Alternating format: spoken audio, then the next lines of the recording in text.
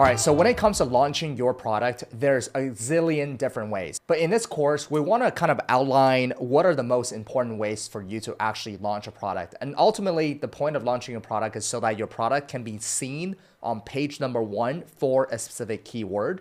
Again, we're going to teach you how to do all this, but launching is super, super important. I see so many times people put up their product on Amazon and think that somehow it's just going to rank on page 1. That's not how it works. Launching is an absolute critical part of this journey, and you need to know how to do it.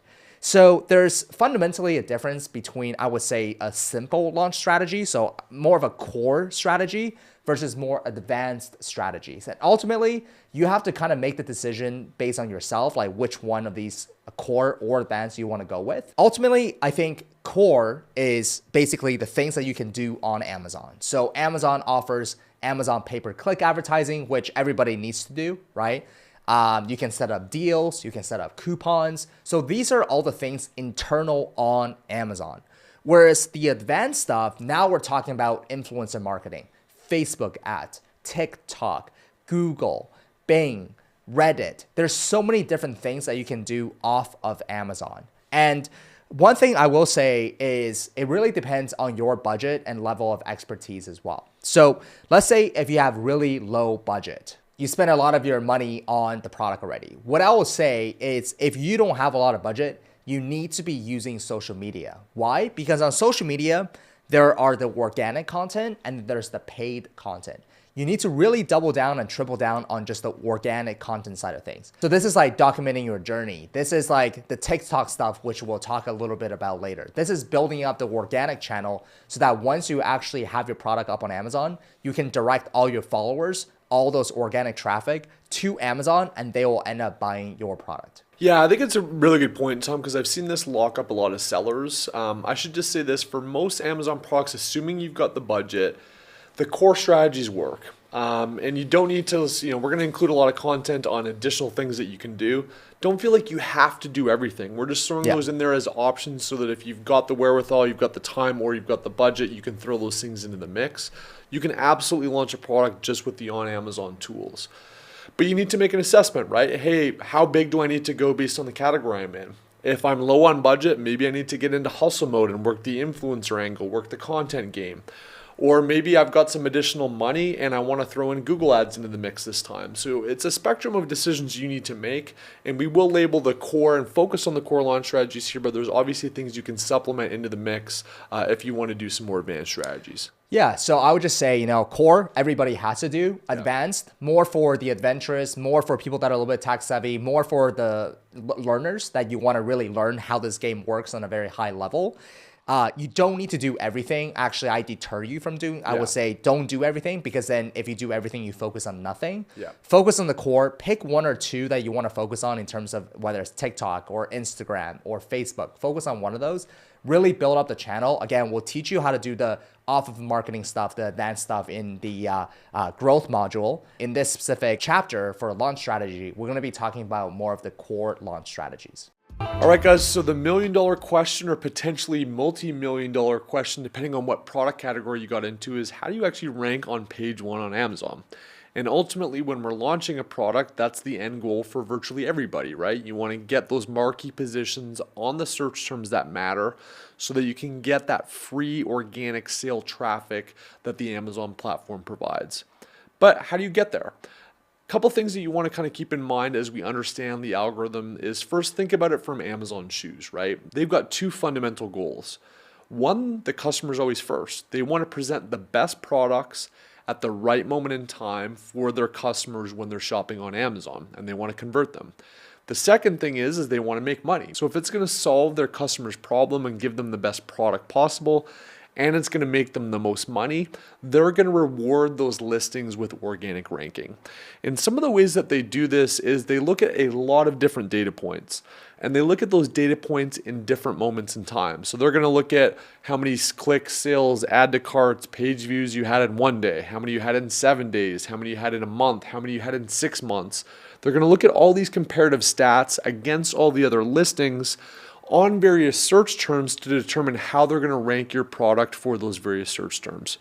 We're going to talk about the honeymoon phase here in a couple of videos. The good news is that when you're launching a product, Amazon gives you a lot of benefit from an algorithmic standpoint to bring your product to page 1 in that first 3 weeks. But some of the things that are going to impact your ranking include a couple things. First of all, how many people are actually clicking through on your product? So if they see your product in an ad or an organic placement, what percentage of those are clicking and actually going to your listing? Those are going to be sessions on your listing. So even if you don't get sales, you're going to actually get credit from the algorithm if you actually have people visiting your page. Amazon also gives additional credit to your listing if it's traffic coming from off of Amazon, which is why we talk about some strategies for driving clicks off of Amazon as well. The next thing that they're going to give you credit for is how many people actually add the product to cart. So again, they may not buy it, but they may add it to cart. The reason being is that Amazon knows that they can make money off those customers by retargeting them in the future, or they may purchase a product days or weeks after they actually add it to cart. So add to carts, you get a ton of credit from on Amazon. There's other things like listing optimization. So how well is your listing optimized? What are the keywords that you've got on there? That's going to give you additional credit and relevancy for the category that you're in. And then finally, sales. Obviously, that's a no-brainer, right? Amazon's going to reward those listings with most sales versus other competitors as well. But the key point here is that it's not just sales. There's a lot of different variables and data points that Amazon looks at. They look at them over time. And more specifically, they look at them at the keyword level. So you might be ranked really well for one keyword and poorly for another one. And that's why we're going to talk about a lot of the specific pay-per-click strategies at launch for targeting keywords and why we spent a lot of time on keyword research and listing optimization in that module. Yeah, I mean, well said. I think ultimately, let's say, Adam launched a coffee cup and I launch a coffee cup. We're direct competitors. If I get a bunch of people to buy my coffee cup. So these people are taking the actions of clicking to my listing, buying the product, adding it to cart. Amazon is going to give me a higher boost than Adam. Let's say Adam decided to go on vacation when his product launched, and then he's like, oh, just, I'll take care of this when I'm back, and it's past the honeymoon phase. Then who do you think is going to rank higher? Who do you think Amazon wants to show the product higher? Obviously, the one that has more signals. So in this case, is my product. So what you're trying to do is Amazon has this algorithm, this very complex computer-generated algorithm. And all they're trying to do, all this algorithm is trying to do, which is called the A9 algorithm, all they're trying to do is trying to figure out who should be number 1, who should be number 2, who should be number 3. And this algorithm is learning based off of the signals that we give to this algorithm. So if I'm just getting a bunch of my friends because I'm popular, I'm getting a bunch of my friends, my celebrities, like whatever, influencers, Google to buy my product, it's just giving this algorithm better signals. And if Adam is not doing that, or if he's doing less than me, I'm ultimately going to rank higher than Adam. So what we're teaching you in this course, in the future videos, launch strategy, growth, it's all about sending Amazon signals. Every single one of these strategies is there so that people can click add to cart, people can buy your product, people can learn about your product, people can educate yourself on the product. And all of this will actually boost up your ranking because you're feeding Amazon A9 algorithm the right signals. All right, guys, so a lot has gone into getting us to this set of videos and to actually launching your product. And frankly, this is probably one of the most exciting parts of the Amazon journey. This is where you get to take all of your ideas, all of your hard work, actually physically getting a product manufactured and releasing it to the world and ultimately finding success on Amazon. There's going to be a lot of videos after this one that's going to go into a lot of the details, but we wanted to at least set the stage for what the 4-week launch plan means and what you can do to prepare for it. So to start off, there's some things that you need to do, obviously, before you launch your product. We want to make sure that we have this checklist, that you don't forget any of the elements needed before you actually hit go and launch your product. So the first is you're actually obviously going to need to have some of the assets for your listing, and you're going to need to set your listing up. So we're talking about things like listing images, photography, video, A+ content if you decide to do that. You're going to need to have your keyword analysis and understanding which keywords you want to target, both with pay-per-click as well as on your actual listing itself. You need to set up your listing, the title, the bullets, the back end, everything that's going to actually feed the Amazon algorithm and get you that keyword ranking that is critical to success during launch. You've got to set up your launch dates properly. We've got to have a fleet of ready to buy super friendlies when you launch your product, which we'll have a separate video on. You've got to set up your Vine reviews. You've got to get your initial pay-per-click campaigns ready for your first, second, and third week of your launch. And if you want to add any of the other optional elements like influencers or external paid traffic, you've got to have all those ready. Think about the pre-launch stage as setting the table. You're gonna eat a big feast, a big meal in your launch. You wanna make sure that you have everything sequenced and ready to go so that when launch day comes, you're off to the races. I can't stress how important this step is, because the last thing that you want to happen is the day that your inventory checks into Amazon and you don't have some of these things ready. Then you're scrambling to get everything ready, and every single day you waste is a day that you could be getting sales, a day that you could actually be taking advantage of the honeymoon phase. And ultimately, if you don't take advantage of the honeymoon phase, you're going to have such a harder time to rank.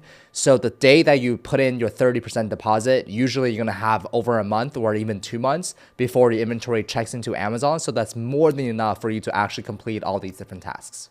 Yeah, and I think this is a time to be organized and to be really diligent. Think about it like the Super Bowl's coming up. You know, you're going to get everything in place before the Super Bowl, so that's what you need to do pre-launch. Now, once that great day comes, launch day, it's kind of like Christmas all over again, maybe with a little bit more nerves. We start the week 1 phase of your launch. Now for week 1, what we want to do is we want to deploy our super friendlies. Again, we've got a specific video in this module about super friendlies, how to use them correctly.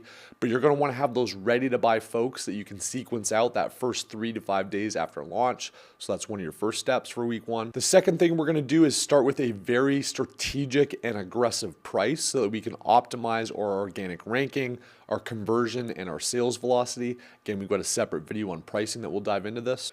We want to use a daily tracker, and this is one of the best in the business. It basically goes over every metric that matters for your Amazon business and every metric that matters for your launch. You're going to want to have that in place and filling that out every day from day 1 on through day 7 and beyond of your launch. Also, during week 1, we're going to diligently focus on organic ranking. We're going to see if what we're doing is working in terms of Amazon's algorithm rewarding our product with organic ranking, ideally up to page 1. We're going to monitor all of those Vine review processes and really start to see when those initial reviews start to come in. When those initial reviews come in, that also dictates some of the additional strategies that we deploy. And then finally, this is a very specific and detailed part of the process, but we're also going to deploy our week 1 Amazon pay-per-click campaigns. We've got very, very specific and strategic and powerful strategies that we're going to walk through in some later videos on how to set up pay-per-click campaigns that matter for your first week.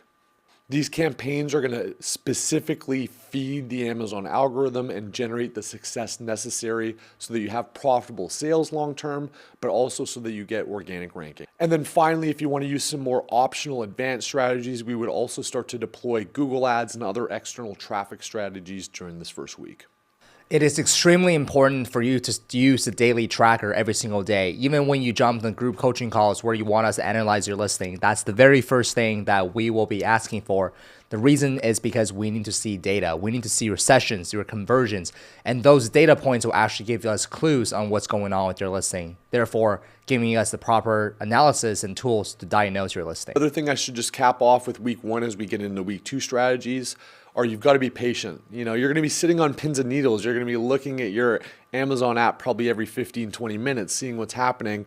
And you might get a little bit frantic if certain things don't happen in a day or 2 days. You got to trust the 7-day process, settle into it, be comfortable, be patient, realize that the results will come and they may not all come in week 1. So be patient with this part of the process. Yeah, and I'll also add on, in terms of expectations of like what a good successful launch is.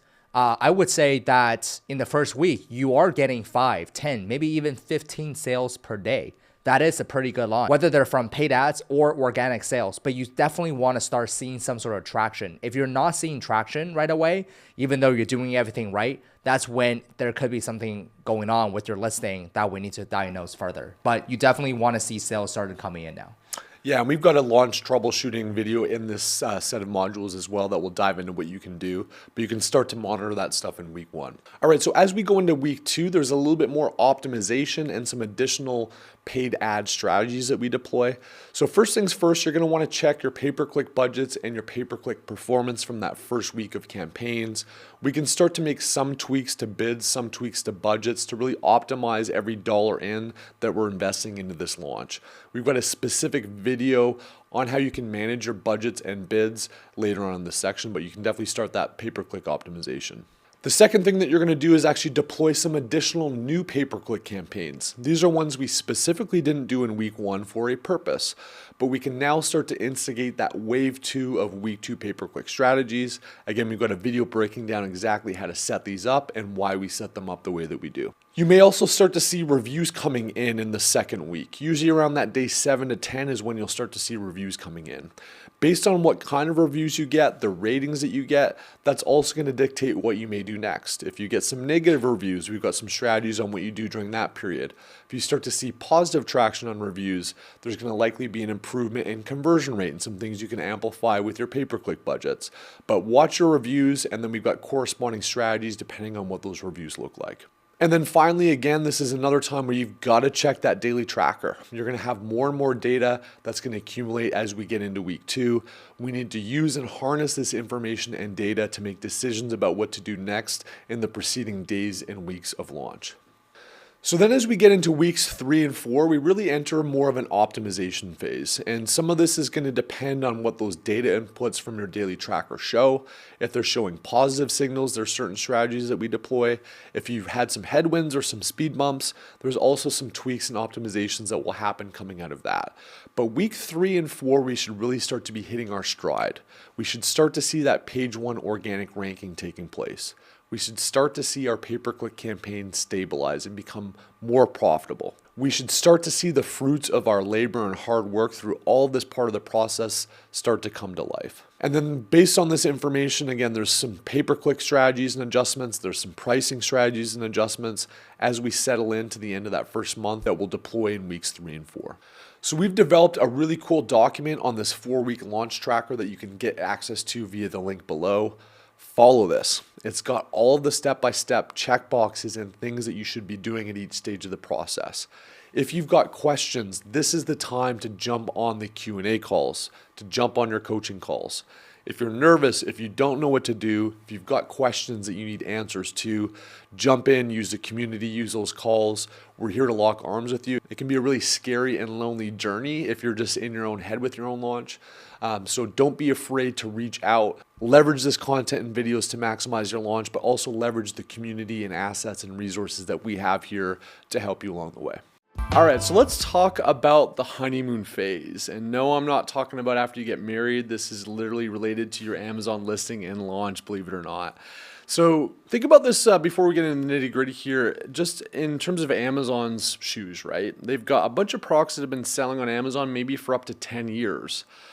They don't want those products that are super old to have all the advantage because there might be a brand new product with a lot more features with a better price that's a better customer experience for Amazon users, and they want to give that new product a shot. And one thing to keep in mind is Amazon is very customer centric. They want the customer to be first over anything else. So one of the things that they do is they create something called a honeymoon phase. This isn't a name that they came up with. This is just people like us that have paid attention to the Amazon algorithm and what works and what doesn't. So how Amazon does this is they take new products that have just been launched and they give it more leniency. The reason is that they have zero data on that product yet. So they want to find out, hey, is Tom's new product better than Adam's that's been on for 6 years? The only way for them to find that out is to give Tom a shot, to give it some impressions, to give it more organic ranking and see how it does. And then over time, typically it's about a 3 to 4 week period, they've got enough data to just see how in the real world, how Tom's product competes against Adam's old product. And then it will be a more of a standard algorithmic ranking for how those products are displayed. But the key point here is that you have a massive advantage that first 3 weeks after you launch a product. You can start to accumulate data, you can start to accumulate sales, conversion rates, page views, all those things that Amazon uses as data points to determine how good your product is for various keywords. And if you play your cards right, if you have a good listing, if you follow the launch strategy that we outline in this module, you can really harness and take advantage of that honeymoon phase. And it saves you a lot of money. If you don't take advantage of this phase, it's typically a lot more expensive after the fact, because then it's looking at real data and it's going to judge you based on no leniency, and you're going to have no tailwinds. It's almost like playing Super Mario and you have you just ate the 100% mushroom way to and you think can about just it. like Love that. run through everything. Yeah. So you got a mushroom, like use the advantage of it. Like I've heard students saying like, my listing wasn't ready, or my photography is not ready, or, you know, I went on vacation and I wanted to do this after my 3-week vacation. It's like, no, like how I see launch day is literally you put that day on your calendar, okay? That is the most important day of your entire, it's like the first day of work. You don't show up first day of work like 3 hours late. You don't show up first day of work, ask for 3 weeks. This is the very first day of work, and you need to have everything ready. I'm talking about your photography, videography, brand, A+ content, your copywriting, everything ready with backup.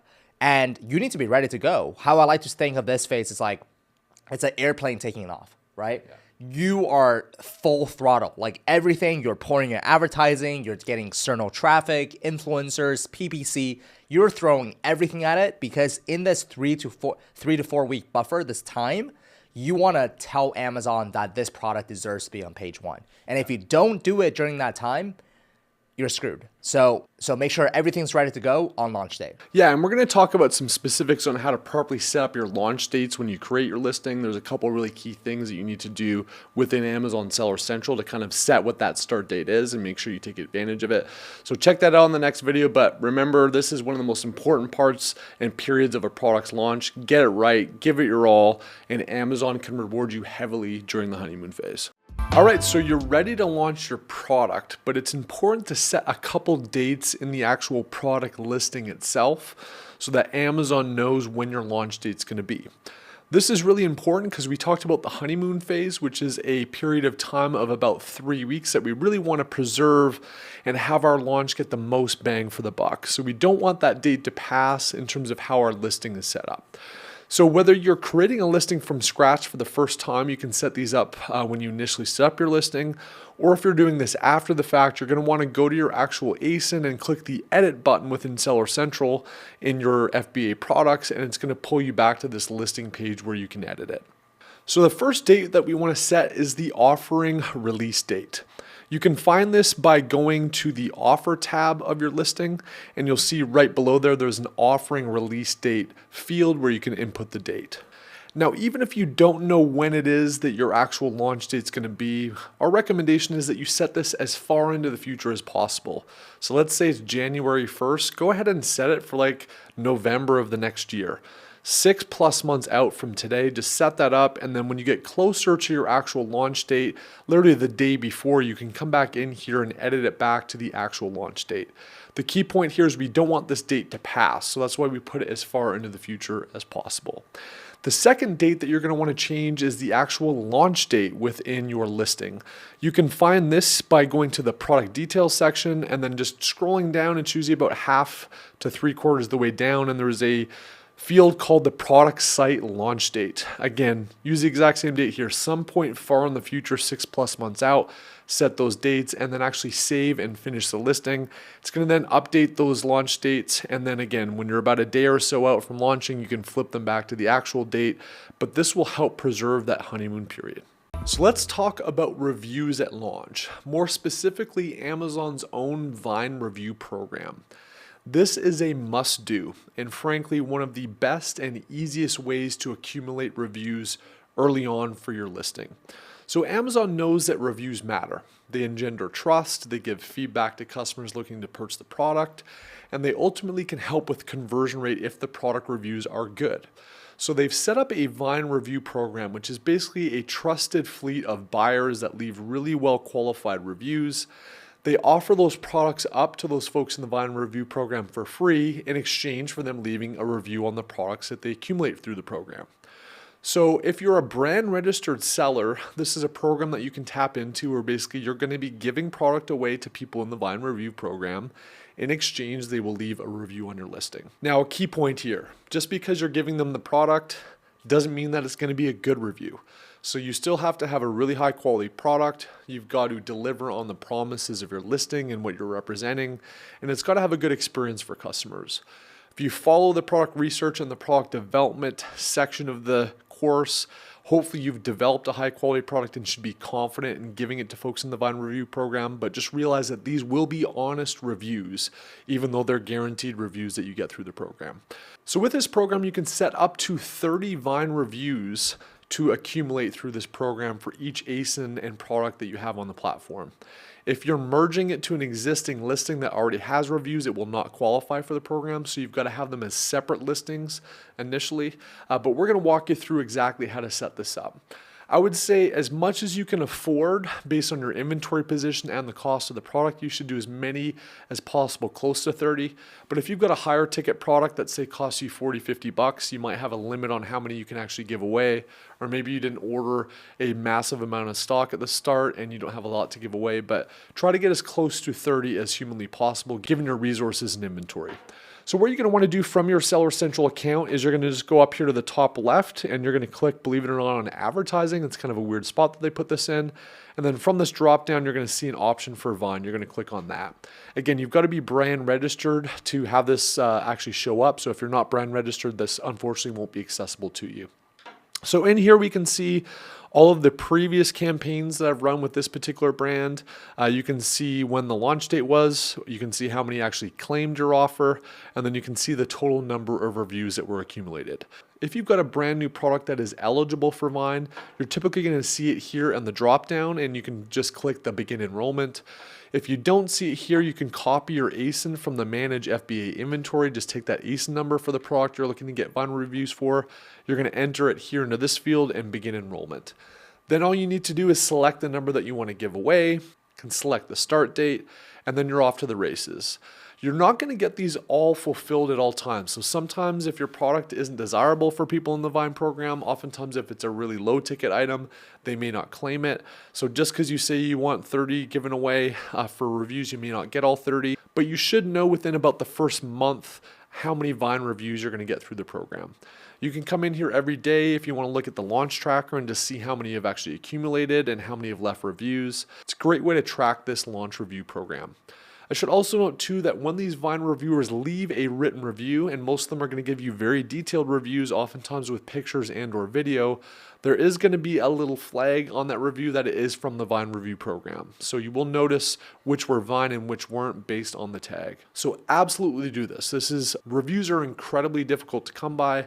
This is one of the easiest, most predictable ways to get high quality, good reviews for your product at launch.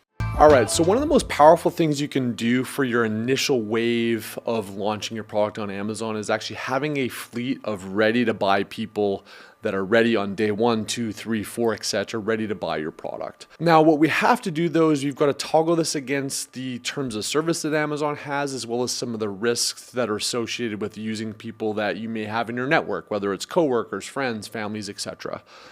We're going to leave a link down below to terms of service, but the best way to think about this is you're not supposed to have people that you know and that are directly associated with you, that are family, friends, etc., buy your product and leave an Amazon review. Amazon looks down poorly on that. It's against their terms of service, and there is a risk of suspension or deactivation of your product if they catch you doing that. That said, it's something that most people do. And so we're going to talk about a way to navigate that in the safest way possible. This is something that you're going to have to, again, use your own risk lens for. This is in that gray area of Amazon. What I would say explicitly is you shouldn't ask your friends and families for reviews. Most of the time, people you know that care about you, they're going to leave a review naturally, but you don't want to say, hey, I'm going to pay you 20 bucks, go buy this product, leave a review. That's clearly against Amazon's terms of service. One other thing that we should make a note of here in terms of the risk is I've actually done something in California, in the state of California. Anybody can request data on their actual software or e-commerce account. So I did that with Amazon, and they literally have data back on me back to 2009 when I first started buying products on Amazon. They know every computer I've logged in on, every IP address, every Wi-Fi connection, every hardware device. So it's actually startling how much data they have. If you're using the same Wi-Fi connection, the same IP address, or the same computer or phone as somebody else that's a friend or family of yours, Amazon's going to know it, and they're going to associate those accounts together. It's kind of like saying, don't make it obvious, right? Yeah. It's like, Yeah. hey Adam, like we're like filming this course right now. Oh, I launched a product on Amazon. Can you like log into this computer right now? Like this is my computer. Can you log into my computer and leave me a review? Yeah. Like it's so easy for Amazon to catch that. Same computer, same Wi-Fi, same IP address, same location. If you are going to do this method, which I do recommend doing, like, you know, have coworkers to go back to their house and make sure you never log in front of their computer. Just make sure there's like not any sort of like digital obvious. footprint. Yeah, There's no digital digital. footprint. There's no Yeah. digital footprint that you guys are linking together. But that said, it's pretty simple, right? You can find people again in your network. Ideally, customers of the actual product. That's the other thing. If the Amazon's going to look at buying history, and if Tom all of a sudden buys, a pink hair removal cream that's clearly a female cream, it might set some radars off. So you want to ideally find people in your network that you know that actually could use the product. Yeah. But accumulate as many as you can. Again, I think 10 to 20 is a safe amount that you should try to get. It gives you that initial momentum. It doesn't cost you as much as pay-per-click. And frankly, you can get real-life feedback from those folks after they've received the product too, which you should do. You should ask them, give me your honest opinion. Like, what did you not like about it when you opened it? But make sure you don't leave a negative review on the Yeah, don't leave a negative review either. Yeah. But that's it. Super friendlies. There's some risk associated with it. It's definitely in a gray area. It's definitely against terms of service if reviews are involved. But if you follow some of those risk mitigation strategies we talked about, it's something that you may want to add to your arsenal when you're launching a product to give that initial oomph and to send those signals during honeymoon for your listing. Yeah, and we'll also include the script down below. So all you got to do is change your name, and that can work for you.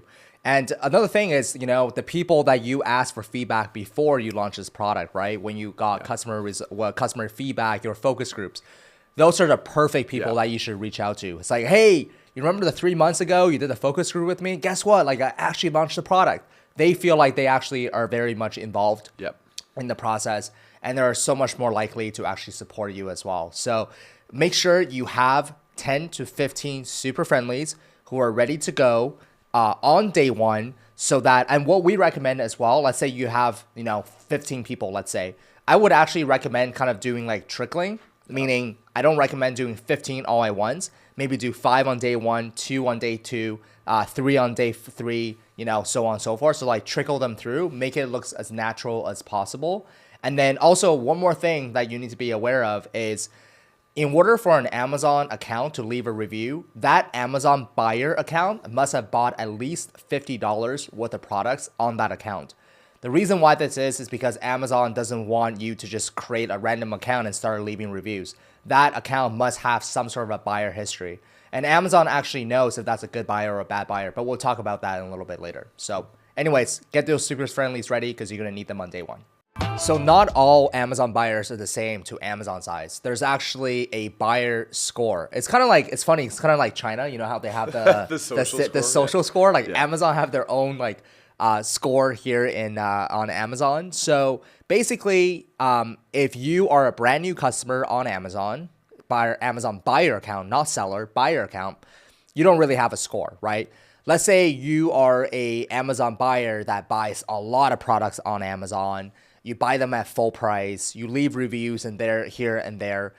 You don't return your product. There's no refund. There's no issue with your buyer account. Then you're a really good buyer, right? So when it comes to leaving reviews as well as actually launching, you want to get as many good buyers in Amazon size as possible to actually buy your product and leave you a review. That purchase will actually weigh a lot more when it comes to ranking than a brand new Amazon buyer account, or like a buyer account that is used to just always use discounts, always use coupons. So just be aware that there is such thing as a Amazon buyer score, and you definitely want as many good buyers to buy your product as possible.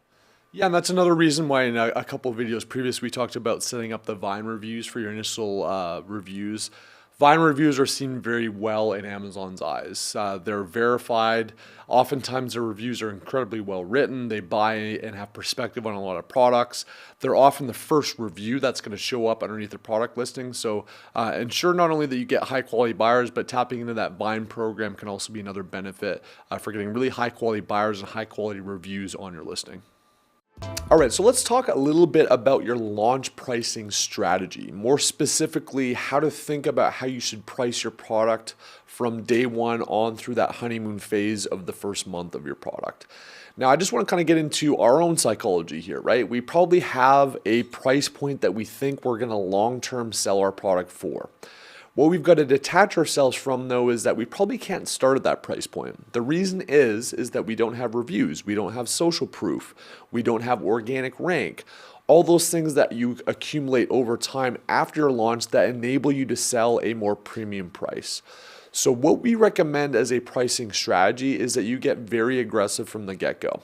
This does a couple things. First of all, it's going to fundamentally improve your conversion rate despite the fact that you may not have many reviews yet. So your Amazon pay-per-click initially is going to convert a lot better. As you start to get organic ranking, more people are willing to take a risk on your product even though you don't have reviews because the price is really compelling. So we really want to maximize that conversion benefit, all those signals we want to send to Amazon during that really critical 3-week honeymoon phase. If you were to start out at, say, a $45 price point, which is where you want to end, you may get way less sales. You're going to get less organic ranking. Your ads are going to cost more. And you might think, hey, that's kind of the margin I want to get, but you might end up actually losing more money or making less margin in the process. So we want to get hyper aggressive. We tend to recommend a break-even price. So basically taking your factory costs, all your Amazon fees, and basically selling at a break-even, and or like 10 to 15% above a break-even. But the point here is that you want to get aggressive. Even though you're going to lose potentially a little bit of money or make less money in that initial phase, it's going to cost you a lot less in the long run. It's going to help you nail your launch. It's going to help you get that organic ranking and ultimately long-term margin that you can get over time.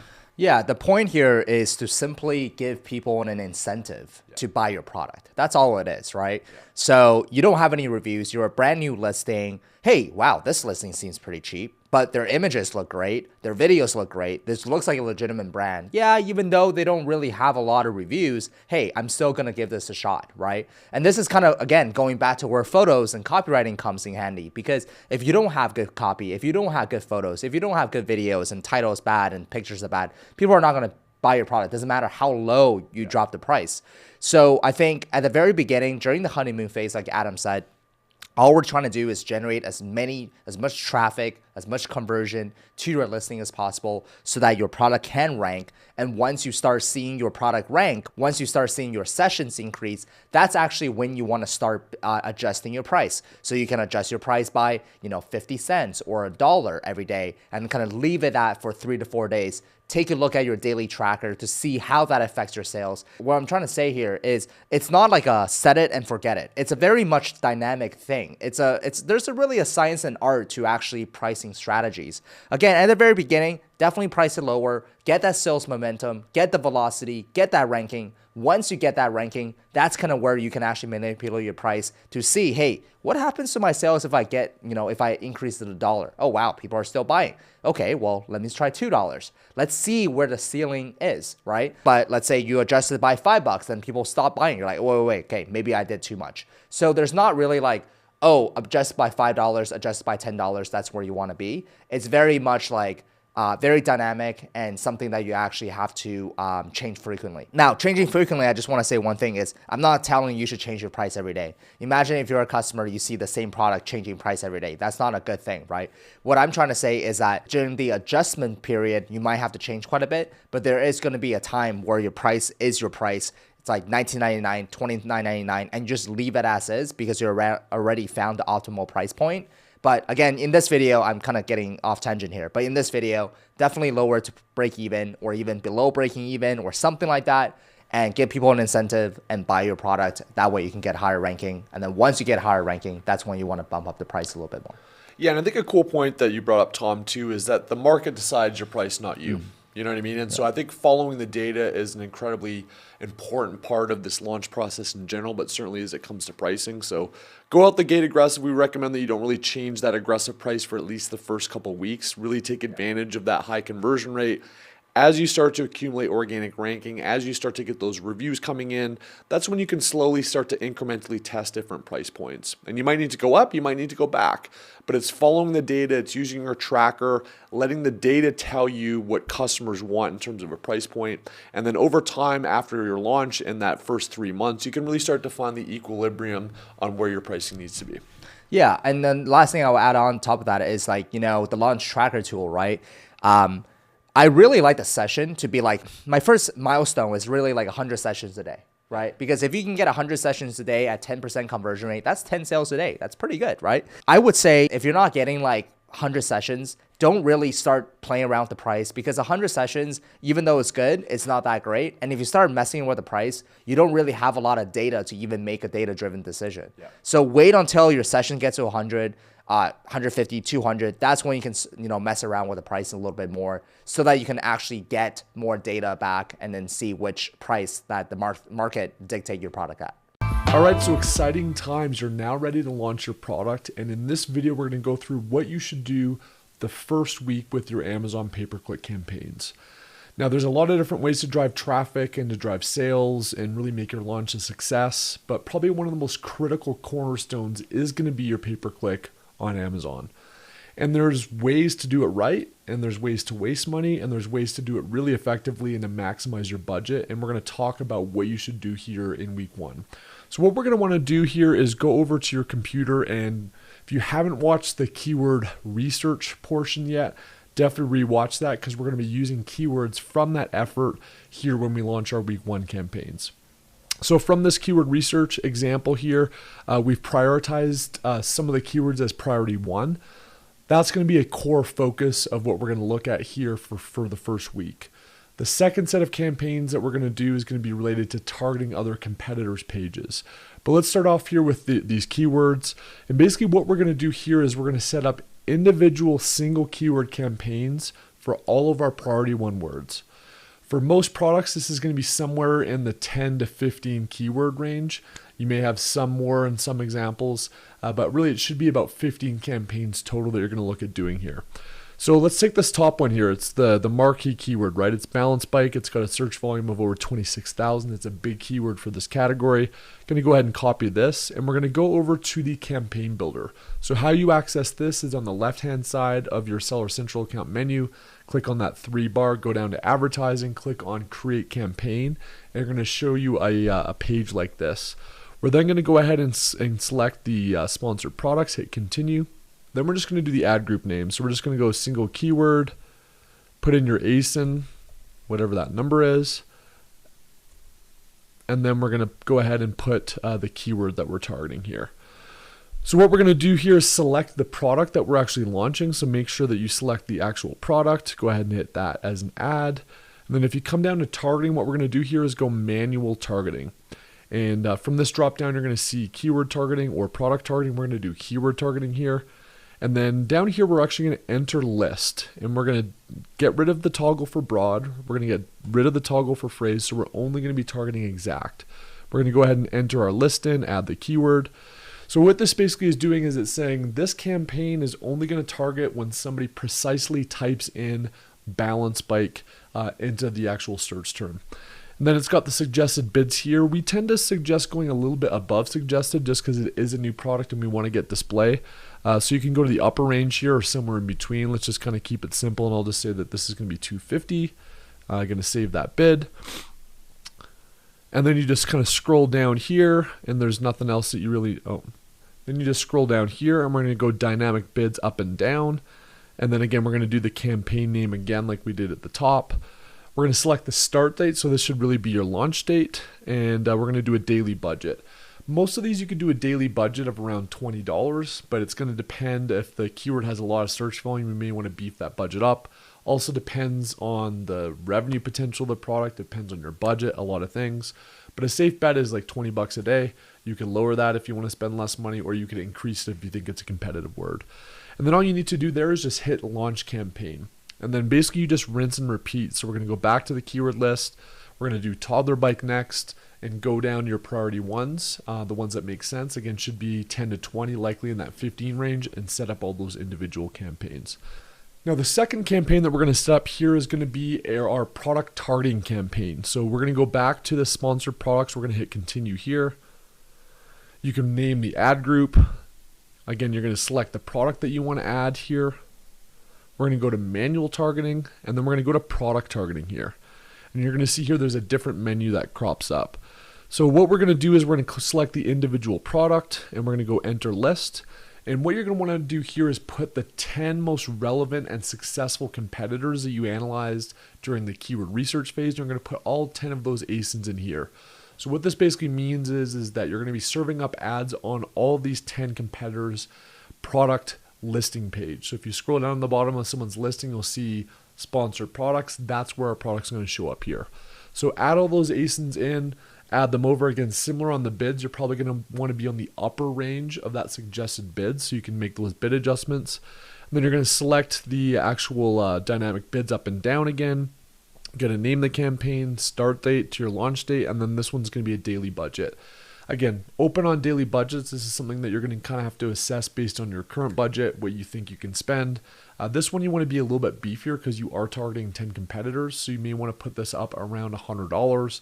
Again, if it's a less competitive category where the revenue range is lower, you can go lower than that. Sometimes you may go higher than that.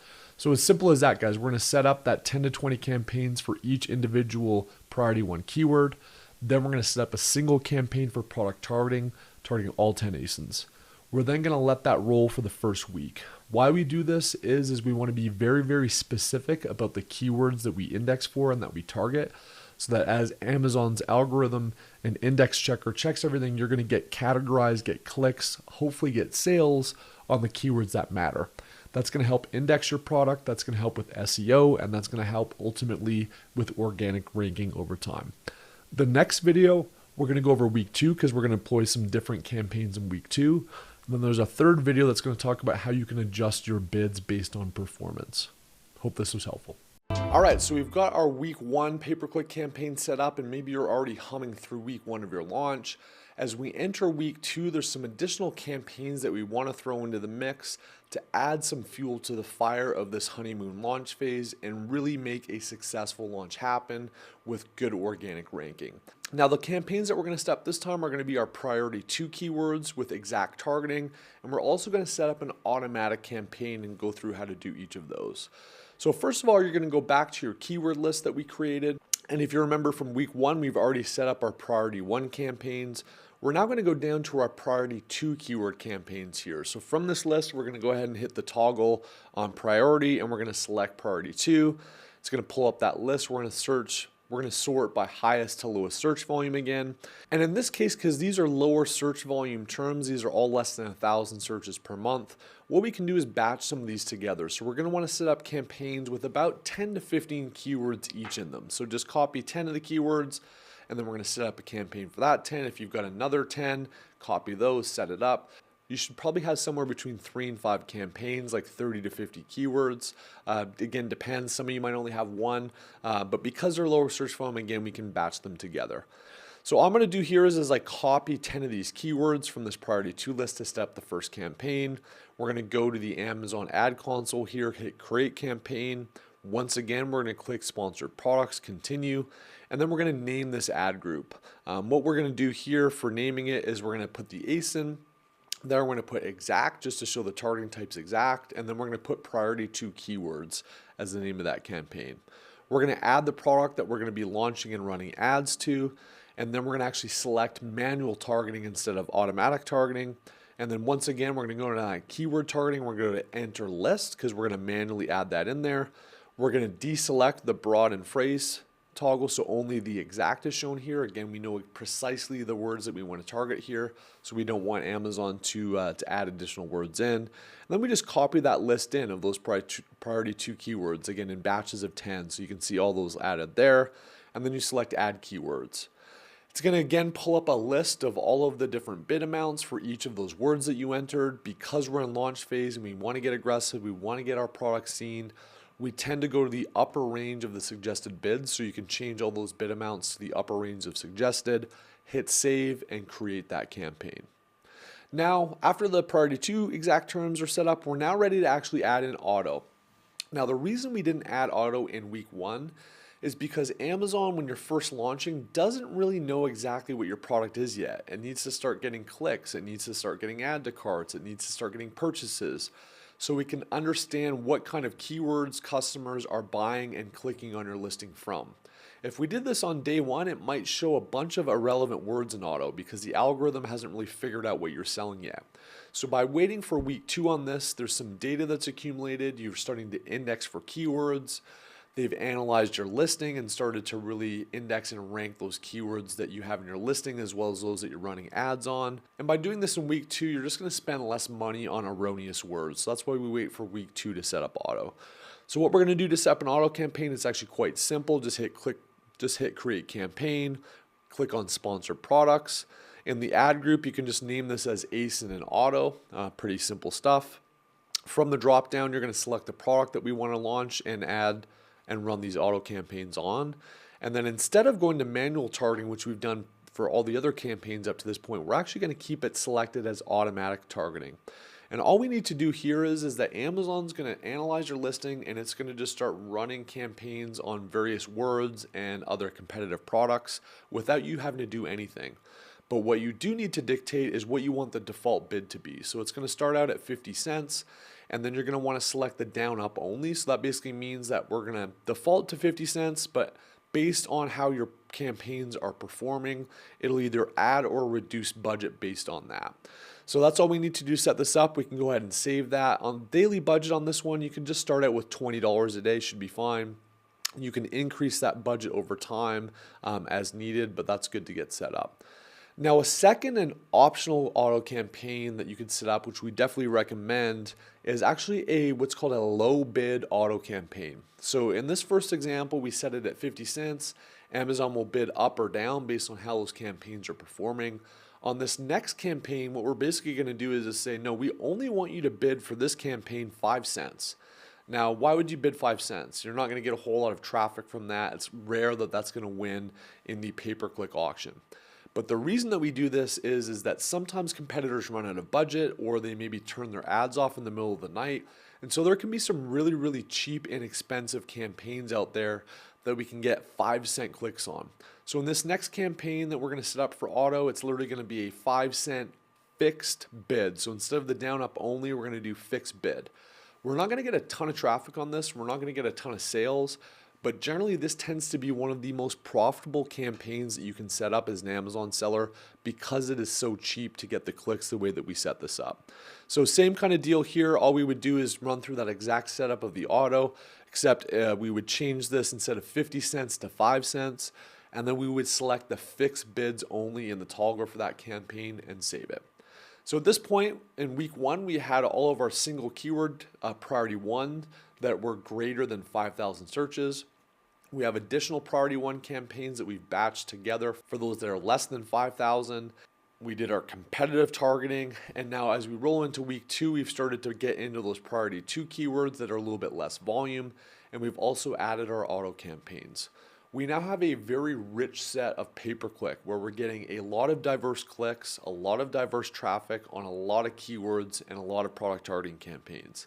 This is feeding Amazon's algorithm and data scrapes the information it needs to understand what keywords you should rank for, what your product is, and ultimately it's going to leverage that honeymoon period to really help drive organic ranking and results for your product. In the next video, we're going to talk about how do you adjust your budgets and bids.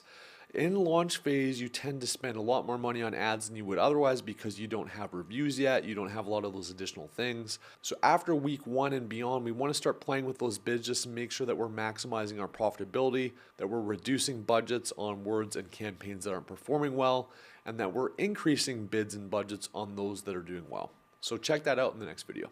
All right, so we've set up all of our week 1 and week 2 campaigns. Maybe you even launched and you're starting to hum along. But we want to understand how we can actually maximize our budget, maximize our costs, and ultimately improve our profitability during this launch phase. I should say that it is common to lose money on ads during launch. Again, it's a brand new product.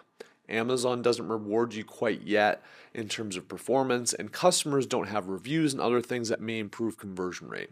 But you got to start somewhere, and you got to invest in this launch period to make it happen. But after that first week of running ads, what we really should be doing is kind of think about it like pruning trees. We want to go in and find both those campaigns and those and or those keyword targets that aren't doing well, and we want to reduce the bids on those so that the profitability improves. Similarly, if you've got keywords and or campaigns that are doing really well, the A cost is low, it's less than break even. What we're going to want to do there is increase the budgets and increase the bids so that we get more visibility on those high performing words. So a couple things you're going to want to understand here is you're going to want to actually look at the ROI calculator and figure out what your break even A cost is. So basically you're going to take your factory costs, you're going to take the price that you're selling on Amazon at launch, take all of those Amazon fees out, and basically determine the percentage of your margin or A cost that would basically be break even. For most of us, this is probably going to be somewhere in that 30 to 40% range, but it is going to be product dependent. The reason we want to know that is that we want to know if our product ads are losing money or if they're making money. So let's say that your break-even A cost is 40%. Anytime that you see an A cost of 70, 80, 90, 100% plus, that means that those are unprofitable. We may want to start trimming those actual bids back a little bit.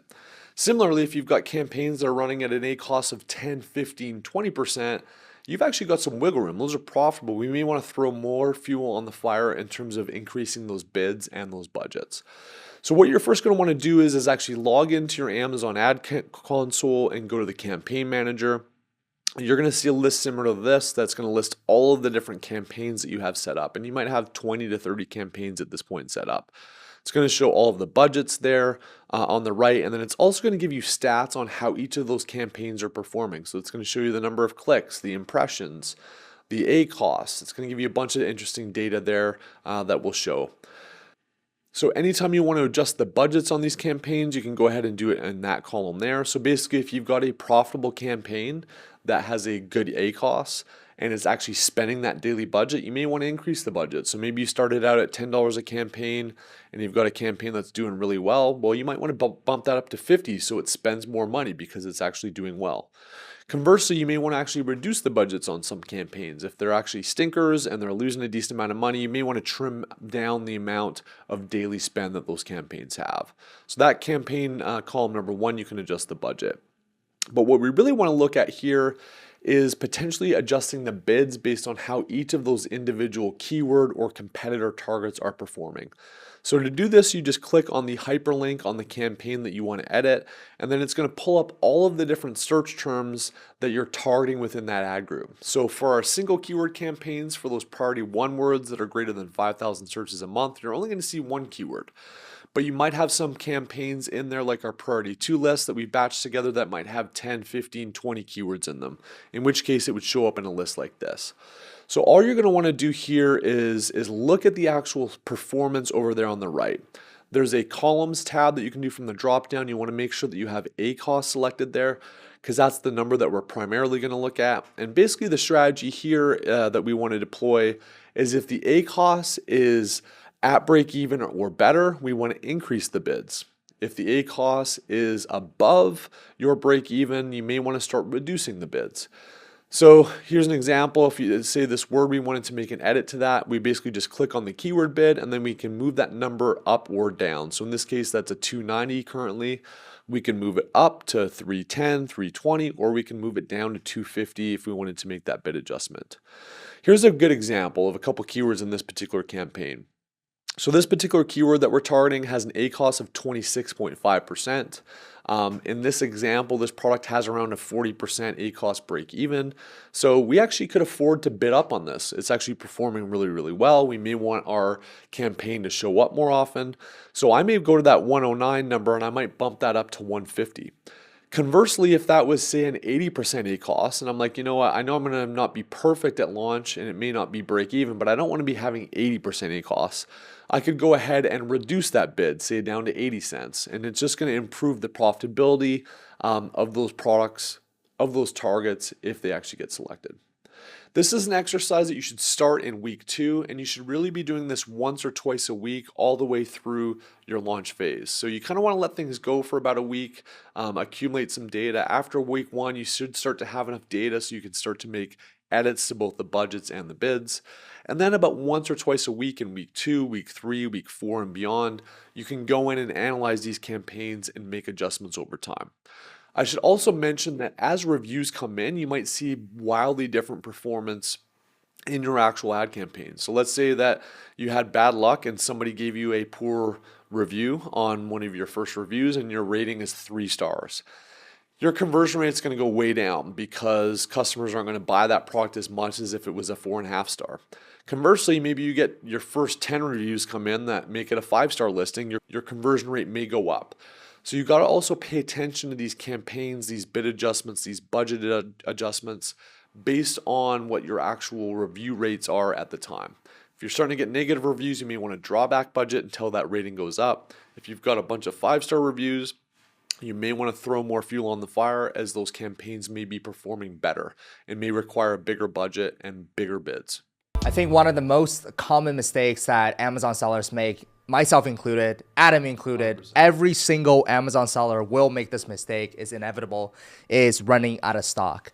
So it's a good problem to have, I guess, but there's definitely a strategy when it comes to how to run out of stock. Because as you see, based on everything we taught you up to this point, is Amazon has data points. These data points could be increments of 6 days, 14 days, 30 days, whatever. How much have you been selling over the past certain time frame?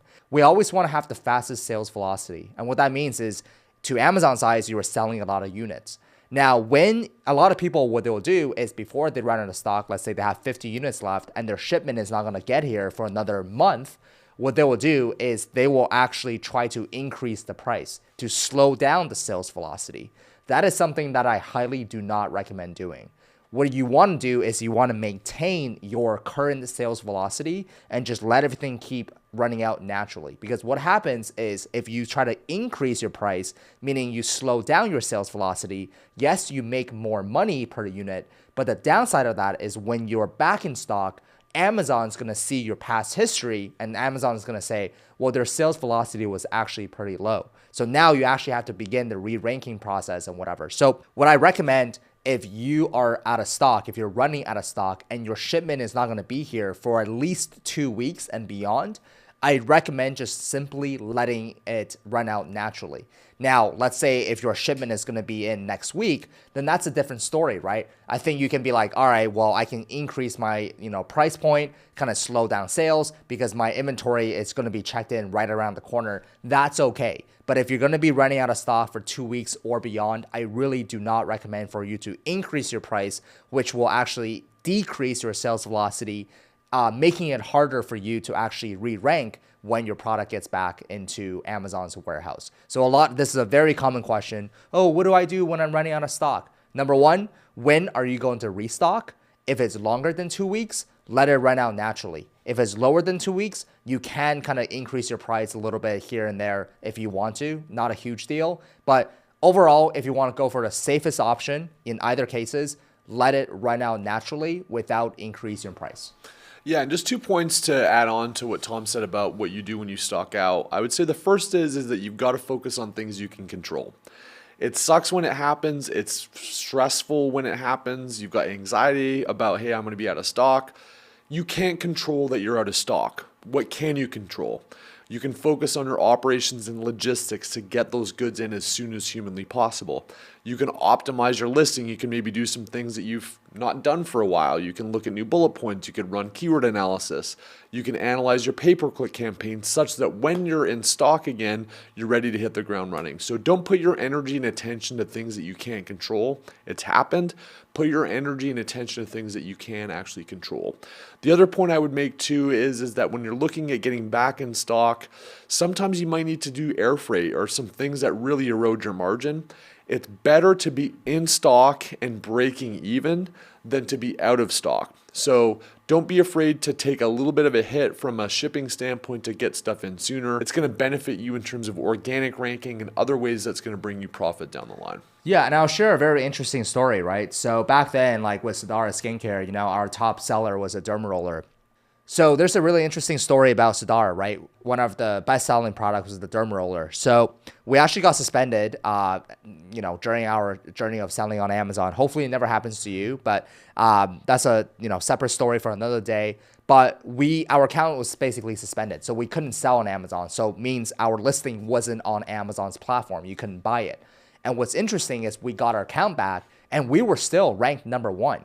Now, what's interesting about that is that when we were suspended, the weeks and the months prior to that, our sales was doing really, really well. So when we got our account back, Amazon took a look at the past 6 months or 6 weeks sales history, was like, oh, it was very strong. So let's get them back, to where it should be. And then I had another product that didn't do so well. And that product fell on like page 2, page 3, page 4. And we had to spend so much time and effort to actually re-rank that product to page 1. So I thought that was a really, really interesting story because it really illustrates the importance of sales velocity. If your sales velocity is strong, Amazon will put you back where you belong. But if your sales velocity is weak, Amazon would actually punish you, and you have to kind of get back the approval from Amazon. You have to like refeed the algorithm. You have to prove to Amazon once again that you are worthy to be on page 1.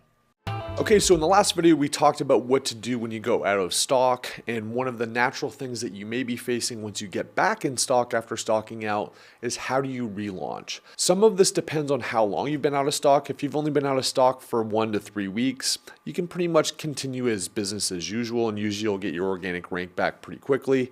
If you've been out of stock for 1, 2, 3+ months, then it's a little bit more of an effort. I think the biggest thing that you've got to do is once you get back into stock, you've got to assess where you're ranking organically versus where you were previously. Again, looking at the launch tracker for your sessions, conversions, your ranking, all of those things that we track, that's going to be helpful in determining how far you've slipped or if you've slipped at all. And based on that data, that's going to give you additional information on what you need to do next. But generally speaking, you got to look at it almost like a mini relaunch, except you don't have honeymoon period anymore. So you're probably going to have to go a little bit more aggressive on pay-per-click spend, both with your budgets as well as accepting a little bit higher of an ACoS. You may need to run some external traffic. If you've got influencers that are in your mix, you may need to activate those. But you got to kind of put your back into it again. It's not business as usual. You got to kind of put some additional oomph, get some additional traffic. That's typically going to lead to bringing your organic rank to where it was before. So it sucks to go out of stock, but now that you have stock back in, you're relaunching, and like basically what Adam said, you got to give that a little bit more oomph. And what's important here is to trust the process. Because what happens is sometimes people get freaked out. They're like, hey, my sales wasn't like it was before. And then they start changing everything. They change their title, they change their images, they change their everything. No, like just chill, right? Trust the process. Do what actually got you to page 1 originally. All you have to do is redo that. But give it some time. Give it 2 weeks. Give it 3 weeks. Because the last thing you want is now changing everything, and then sales are not happening. Then you're like, well, what is it? Is it because of the new pictures? Is it because of the new copy? Now there's too many variables. So trust the process. Don't change anything. Just give it a lot of sales velocity. Lower your price is okay, but do not change your title, your images, and so on and so forth. I think that's a really, really important topic to cover. Okay, so in the last video, we talked about what to do when you go out of stock, and one of the natural things that you may be facing once you get back in stock after stocking out is how do you relaunch? Some of this depends on how long you've been out of stock. If you've only been out of stock for 1 to 3 weeks, you can pretty much continue as business as usual, and usually you'll get your organic rank back pretty quickly. If you've been out of stock for 1, 2, 3+ months, then it's a little bit more of an effort. I think the biggest thing that you've got to do is once you get back into stock, you've got to assess where you're ranking organically versus where you were previously. Again, looking at the launch tracker for your sessions, conversions, your ranking, all of those things that we track, that's going to be helpful in determining how far you've slipped or if you've slipped at all. And based on that data, that's going to give you additional information on what you need to do next. But generally speaking, you got to look at it almost like a mini relaunch, except you don't have honeymoon period anymore. So you're probably going to have to go a little bit more aggressive on pay-per-click spend, both with your budgets as well as accepting a little bit higher of an ACoS. You may need to run some external traffic. If you've got influencers that are in your mix, you may need to activate those. But you got to kind of put your back into it again. It's not business as usual. You got to kind of put some additional oomph, get some additional traffic. That's typically going to lead to bringing your organic rank to where it was before. So it sucks to go out of stock, but now that you have stock back in, you're relaunching, and like basically what Adam said, you got to give that a little bit more oomph. And what's important here is to trust the process. Because what happens is sometimes people get freaked out. They're like, hey, my sales wasn't like it was before. And then they start changing everything. They change their title, they change their images, they change their everything. No, like just chill, right? Trust the process. Do what actually got you to page 1 originally. All you have to do is redo that. But give it some time. Give it 2 weeks. Give it 3 weeks. Because The last thing you want is now changing everything and then sales are not happening. Then you're like, well, what is it? Is it because of the new pictures? Is it because of the new copy? Now there's too many variables. So trust the process. Don't change anything. Just give it a lot of sales velocity. Lower your price is okay, but do not change your title, your images, and so on and so forth. I think that's a really, really important topic to cover. Hey everybody, it's Todd here with the FBA Masterclass. Today we're going to be talking about how you can use surveys to drive both ranking and listing optimization. Let's dig in. So first of all, a quick warning. Anytime we talk ranking strategies, they may be in a gray area. So only you can really decide if a particular strategy is right for you. Some key points though, only ever use legitimate traffic, never bots or fake traffic. And you can learn more about all of this under the Seller Central Help section, Seller Code of Conduct. And I've left a link that you can check out right there. Let's dig in though and understand a little bit more about how the Amazon algorithm works. Ultimately, it boils down to the consumer experience. So Amazon's algorithm is designed to help consumers find the most relevant products through some sort of keyword search. And relevance is always going to be defined by them based on the consumer experience. So listings that perform well are rewarded with ranking. So as an example, for any particular search term that somebody looks up, which listings do consumers initially click on, for example, which might tell Amazon that they have appealing images and copy? Which listings do they spend time on, watch videos on, read or leave reviews on? That might tell Amazon that they provide useful product or category information that ultimately helps drive more education and a purchase. What listings do people add to cart or purchase on? And that might tell them information about strong purchase intent or value equation. So all of these are what you want to keep in mind whenever you're thinking about creating the best user experience and therefore driving ranking. So let's look at an example of what a normal shopper would do, and this will probably ring true for yourself as well. So they might search for a specific keyword, for instance, let's say derma roller in this case. They scroll through their options, and if the keyword was not getting the results they were looking for, they might go back and change that keyword. Once they are on the correct one, they might click on one of the listings, go through the images for a minute, then maybe go back because they want to check out other options and compare. They might check out another option, go through those images for a minute, and then go back. And maybe they'd look at one more option. By then, they probably have a feeling about one of those options, so they'd check out that one again, maybe do a little bit of looking at the images, watching a video, checking the bullet points or Q&A or A+ content if they have any questions they want to answer. And they might, of course, go down and check the reviews to look for any red flags that they would be concerned about. Ultimately, they might add it to cart, and if they're ready to buy right away, they might complete the purchase, or if they're still kind of kicking the tires per se, they might come back later. After purchase, they may then leave a review.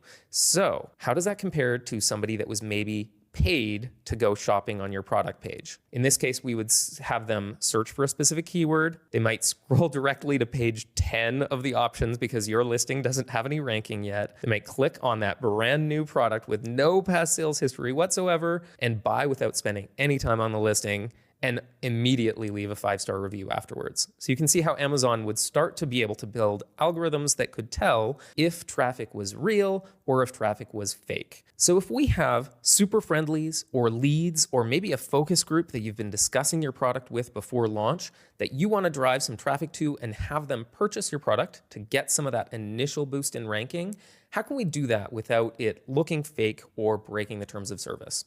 Well, some things that we'd want as criteria is we'd want a very clear step-by-step process that they can follow. We'd want to keep it short enough to be actually completed, yet long enough to get results. We'd want to ensure the process flows like a normal consumer, like the example we looked at a couple slides ago. We'd want to collect honest feedback on your listing or competitors so that maybe we can keep improving. And we'd want to make sure that it checks all the boxes to drive that ranking that we're discussing. Ultimately, you'd want to space it out over time as well to avoid a flood of identical unusual actions at the same time. There is some tools that we can have help do this for us, and we're going to call them surveys. So surveys can solve all of this by building a survey with very clear instructions designed to execute the steps that you want, and at the same time, give you some feedback so you can continue to improve. So there's a great tool out there that can do this for us, absolutely free. It's called Google Forms, and we'll use this to build a process flow that serves you in particular, and I'm going to provide you both an example and a template that you can adapt as you see fit. Here's a process flow as an example that we can walk through. So what it might have the potential shopper do is search for a keyword that we define, in this case, derma roller. They might choose a listing that looks interesting. They might give some feedback on that listing so that you can learn from it. They might then back out and choose another listing and give you some different feedback on that listing based on some criteria you're interested in and back out of that. And then ultimately, they might find our listing based on some image of what the product looks like so that we can make it easier for them to find it. And then we might ask them some specific questions such as, what do you think of X? What do you think of Y? And ultimately buy it and provide some contact info so that we can refund them that purchase.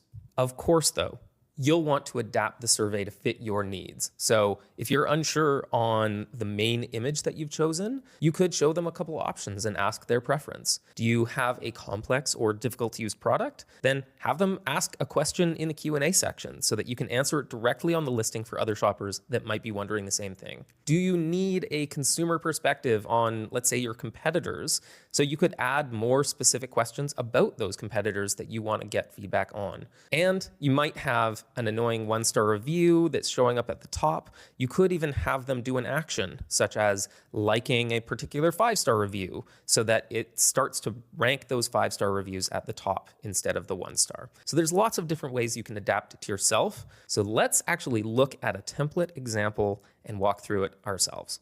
So here's an example survey that we'll give you access to, but I want to explain the steps one by one so you understand exactly how it was built and can customize it to your needs. So at the start, we're going to give them some basic instructions so that they know what they're doing, and we're going to go step by step through the actions that we want them to follow. So here, for example, we have them search for a specific keyword that we want to work on ranking for at the beginning of launching our listing, or that we're building out at a later time to improve on our listing. Here, you're going to have them click on a random product as if they were shopping regularly, and they're going to tell us what that product is so that we get an idea which ones stand out the most when people are shopping for that. And then you can ask them some questions on it. You can adapt these to whatever it is that you want to learn about those listings, but what is it that they like about them? What is it that they don't? Are there any things that stand out? In this case, we have them do a second search. So we have them go back and look at a different listing, and you can have them do something like look at the reviews to understand something about the reviews. Once again, you can either remove this if you want to keep it shorter for more concise actions, or you could expand it if you wanted more information. Lastly, we're going to have them go back again. Within that same search term, we're going to have them find our listing. In this case, we've given them a visual of what our listing would look like on a search page, not on the product page,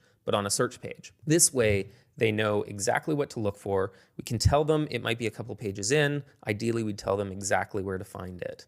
Once they're on that page, they can confirm that they're there. They can spend some time on your listing. You want them to spend a good amount of time there. So ask them some questions about it. Have them fill out some questions about it. What is it that they're not understanding? What is it that they like or don't like? If you have a video, you can have them watch it. You can have them like it. Just remember that every additional step that you add takes extra time and reduces the likelihood they'll actually complete the survey. So make sure you strike a balance that works for you. And in the end, they're going to click add to cart and buy your product, and then provide some sort of information so that you can refund that purchase back to them, because these are your super friendlies that you're going to have refunded that purchase to. So hopefully this helps. We'll attach the survey below so that you can get a better idea of it, and good luck. Hi everybody, it's Todd here with the FBA Masterclass. I am super excited because today we're going into the trenches on ranking with a really cool strategy called Amazon Super URLs. So let's get going. So first, I should give a quick warning, which is that anytime we're talking ranking strategies, they may be in a gray area, and only you can decide if a certain strategy is right for you. The first thing we can say for sure is only ever use legitimate traffic. So never use bots or fake traffic. But if you want to know more about what is allowed within the Seller Code of Conduct, then please check out the Seller Central help page. You can search for the Code of Conduct. I've also included a link below to make it a little easier. Let's get into this. So when you're trying to drive ranking for a specific keyword, there's a few steps that have to happen. First of all, customer number one goes onto Amazon, they search for derma roller, they find maybe a couple products, X and Y, and they buy product X. So product X in this case wins a point towards derma roller as a keyword. So along comes customer two, and they do pretty much the same thing. So they're going to search Amazon, they find product X and Y, they buy product X as well, And so product X wins another point towards Derma Roller. Well, when enough people search, find, and buy product X over product Y, then product X is going to rank better for the keyword Derma Roller than product Y. And this is generally how ranking works. But if you have a product, you know it's a great product and you're not ranking on certain keywords, and let's say you want to drive more traffic to those spaces, there's a few tools available to you. Let's walk through a couple of them.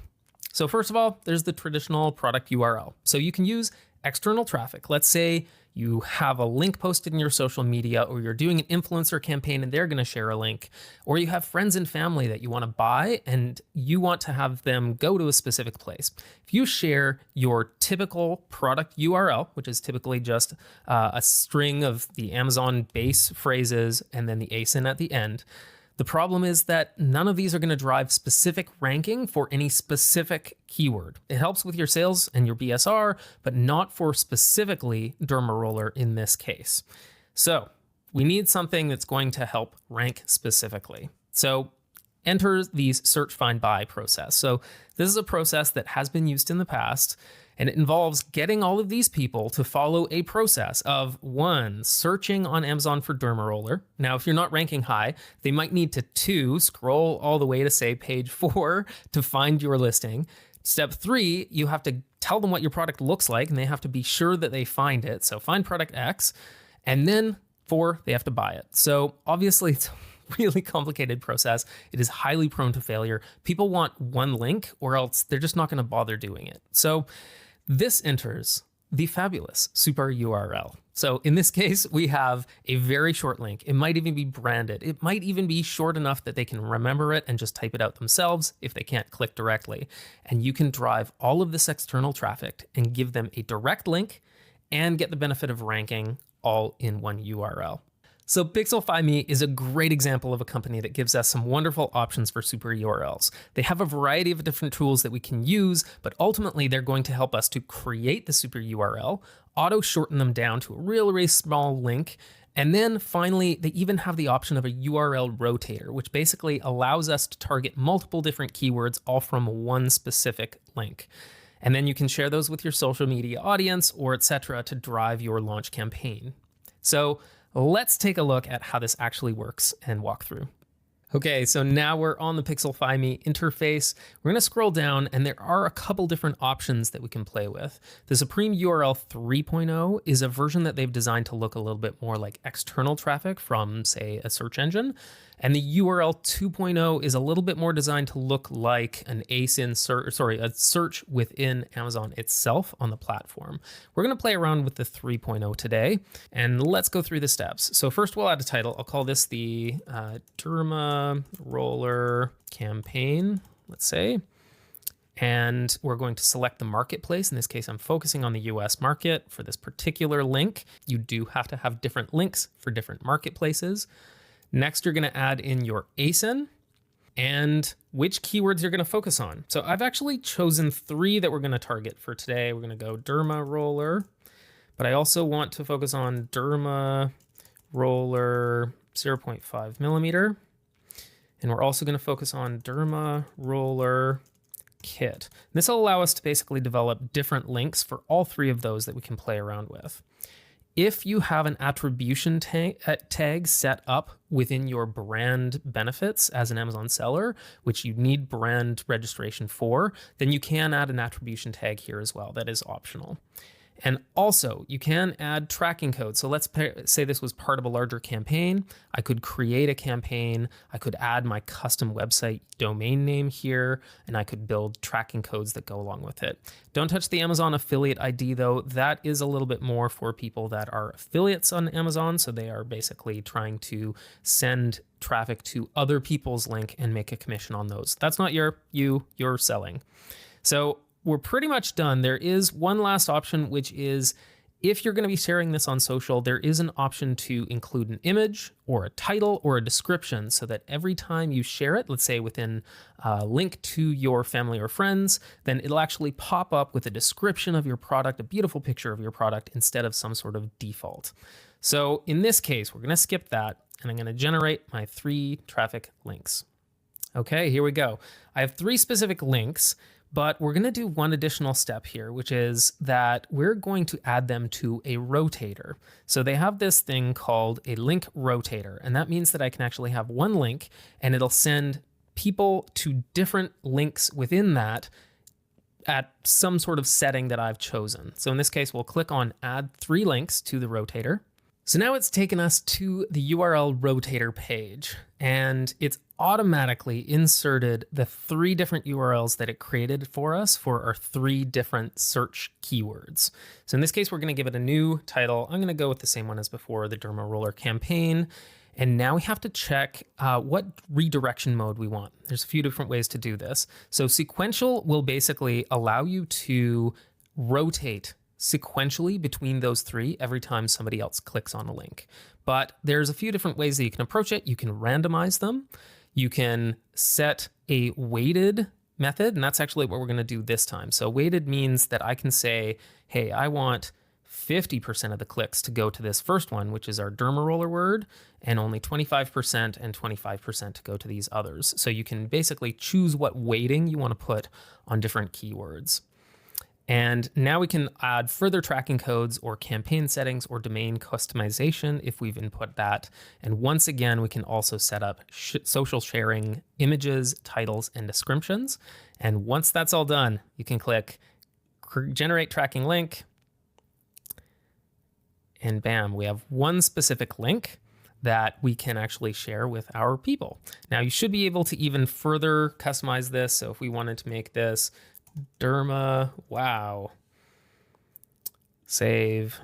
So now we have a super simple and short URL that we can share out with our audience that's going to give us some extra ranking juice for all 3 of those keywords that we selected based on the weighting that we chose. So it's a super powerful tool. I hope you enjoy playing around with super URLs. Go out there and get it.